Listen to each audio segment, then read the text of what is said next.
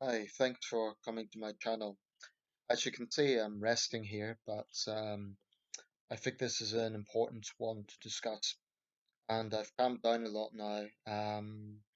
Not so long ago, I was fuming, to be honest. I mean, fuming. I was incandescent with rage, to be quite honest about it. Because it's the sort of thing that does work me up at any time, but particularly in this context. So I was in a shop getting a newspaper and sort of waiting in the queue. This was a small shop, um, and the assistant was sort of just uh, at the door. I guess she was kind of watching the numbers of people, which is routine these days. This kid, I guess he would have been about 16, actually brought his bicycle in, but not like wheeling it. He was actually on the bicycle, and he lifted up a basket. Said, "Can I take this?" So clearly he was prattling around with his mates. And I could see them outside, just sort of, very loud, throwing the weight around. And she very calmly said, "Just leave," because clearly just was trying to get a rise. All that was bad enough; it was disrespectful. But then he actually coughed at her, and I was kind of stunned by this. I've read things like this, but it's the first time I've directly seen it during this pandemic. And I said to the assistant, through my mask, because of course as of today you have to wear masks in shops. I asked her was she okay, and I said did that. I think the term I used was little runt or something like that. Actually cough at you. I mean I saw it, but I was almost like trying to confirm my own eyes. Did I really just see that? And what I found incredible was how composed she was. She sort of said, "I'll have nothing better to do. They're idiots." Something like that. But she was remarkably composed. She wasn't angry. I was far more angry. So, huge respect to her for her composure. A lot calmer than I would have been. Here's the thing, coughing at someone deliberately is disgusting at any time. But in the middle of a pandemic, where we know that the virus is transmitted from that sort of thing, it's potentially dangerous. And this ignorant little shit, um, it's raises a lot of questions. I think the thing about something like this, and I guess it's similar in wartime, is that it brings out the best in society and it brings out the worst as well. I mean, without question, we've seen a lot of good from society. We've seen neighbours looking out for each other. I'm not just talking about the clapping thing, I'm talking about, people offering to do shopping for vulnerable neighbours, that sort of thing. So we've seen some really good, generous behaviour. We've seen the selfless work of NHS frontline staff who certainly don't see themselves as heroes, but there's rightly been a lot of focus on the sort of things that they're going through, and rightly a lot of scrutiny over a lot more help and provisions that they need. So we've seen all that. We've seen the good side of society. Unfortunately, we've also seen some very selfish behaviour. Um, this reprobate that I saw today being one example, but there's others. I mean, there was a case somewhere in the south east. Bus driver was assaulted because he asked some yob to wear the mask, which is the policy. Um, I think that this country's always had a problem with yob culture, but in a pandemic, it's more than disrespectful and antisocial. Non-violent yobbery is dangerous in this context. Even if they don't physically assault someone, coughing it in a pandemic is assault. In normal circumstances, it's disgusting. In a pandemic, it's assault because, you could be spreading the virus. You know, you can't just judge who has it and who doesn't. So at the time I saw this was about 40 minutes ago. I was a little bit shocked. And then afterwards, it sort of set in. I got very angry. And I honestly was thinking, if I see that kid, I'm going to say something. He was on a bike, he'd obviously scarpered off. Like I say, he was about 16, clearly old enough to know, no. So,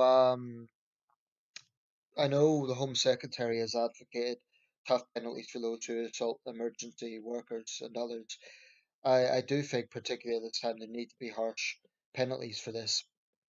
Um, I think if people spit on others during this pandemic, that should be a custodial sentence. Absolutely. There needs to be a deterrent. And this is another example where we cannot have weak judges given a tap on the wrist. You know, there needs to be a message sent out there that this sort of behaviour is unacceptable. I don't think, I'm not saying that tough justice will stop the behaviour. Okay, I'm not suggesting that, but at least it would be justice. At least it would be holding those who do it to account. Um, but it's sad, it's sad that there are people out there who really, um, people say with young offenders it's their parents. Sometimes yes, sometimes no. I'm not sure you can just simplify it that way every time because I recall a case earlier in the year in Havant. It was either Havant or Gosport. I can't recall. It was one of those towns in Hampshire, either Havant or Gosport. And a kid threatened to slash a shopkeeper and cut them up. I think it was an Asda drive-through. And the father saw this and he was so furious that he frog marched his kid to the store and forced him to apologize. I say that's good parenting. Um, I think there's a lot of, I mean, I'm not going to get into a big, long philosophical video about young offenders because the thing is, this person I saw today was young, but there's yobs in their 50s. They're not all young. It's just a subculture we have in this country, yob culture. And I think it needs to be dealt with much harder. I don't think there's any excuses, and I think that weak judges need to be held to account. I think that the public should be far, far more empowered to say, we demand justice.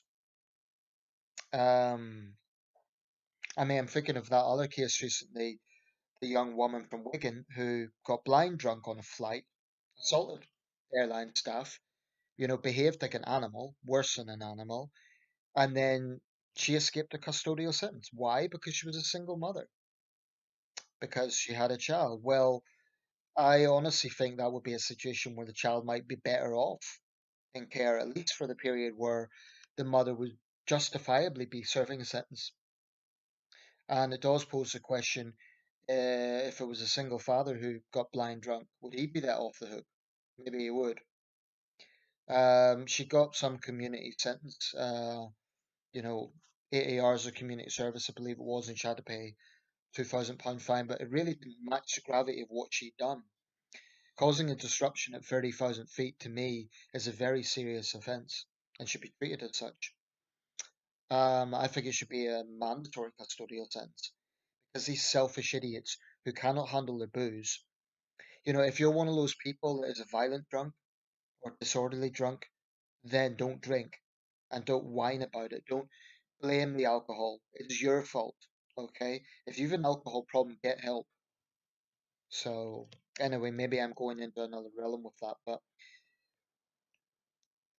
like I say, in the middle of a pandemic, coughing on someone is potentially dangerous. So I just find it remarkable how calm this assistant was.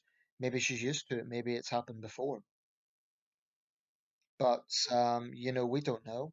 She had no idea that this guy on the bike didn't have the virus. Maybe he didn't know. Maybe he does. We just don't know. That's why it's so dangerous. Regardless if he did or didn't, it's disgusting behavior anyway. But it's this blasé attitude of treating strangers like that.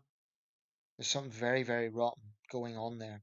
And it may be parenting, it may be peer pressure. There's a lot of factors, but one thing I'm absolutely adamant about is it shouldn't be justified or rather excused or downplayed or oh they're just bored or something like that. I honestly believe this when I say it. People who defend criminals, in my view, are just as bad as criminals because they're enabling that culture. They're enabling that sort of degradation of others' liberties. Really, when you think about it, it's a question of liberty. It's a question of the liberty of the many to live free from fear and free from harassment. And until we start to connect the liberty of the many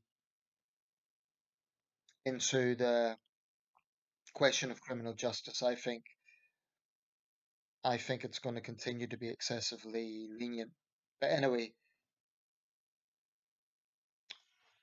shameless. I mean, I have to say, I'll just close with this. If that was someone, let's say, a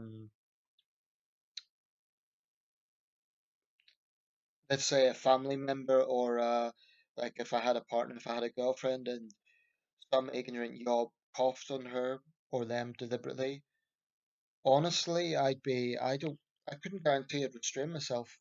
I wouldn't be interested in some negotiation. I'd be like a tiger. Maybe that's wrong, but human nature. And these people are driven by an arrogant view that they can do what they want. So until people actually stand up to them, and then until the law starts holding them to real account, rather than basically giving young offenders a tap on the wrist, I think they're going to continue to be complacent. Let me know your thoughts, particularly if you've seen anything like this. I just think it's infuriating, actually, in the middle of a pandemic that 46,000 of our fellow citizens have died.